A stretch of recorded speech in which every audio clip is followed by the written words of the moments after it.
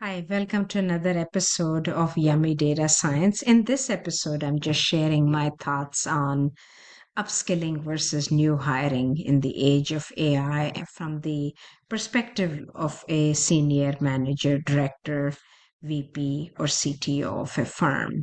And if you are asking yourself, if you find yourself asking, do we have the people that have necessary skills to effectively leverage and adopt AI? And you're looking at your teams, you're looking at their skill sets. And if your answer is either no or I don't know, then here are my thoughts. And here I'm making a little joke on Shakespeare: to hire or upskill. That's the question.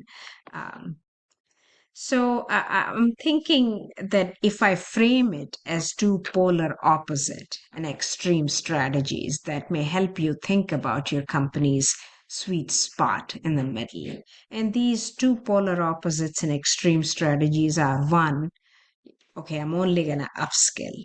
I'm going to maintain my current team. I'm just going to upskill everybody in AI, and I hope that they are able to adopt to the changing circumstances. And the other strategy is I'm only going to hire new people. I'm going to not upskill my existing folks at all. And if you think about those things, then the sweet spot is somewhere in the middle. And I think the most important thing to realize is any change, have realistic expectations. Even the most optimal strategy is going to slow you down in the beginning. And if a vendor or an organization is telling you that they can get some X times the productivity, and if it's too good to be true, it probably is too good to be true. Even change for the better takes some time to settle down and reward you. Then I would say think of AI as an enabler of humans rather than a replacement. So, for example, you have an SME that's a particularly human area of expertise. You have all this collected knowledge about your business, the history, the rules, logic. But if you empower that person with AI, then that person will be far more productive, creative, faster, better than themselves alone.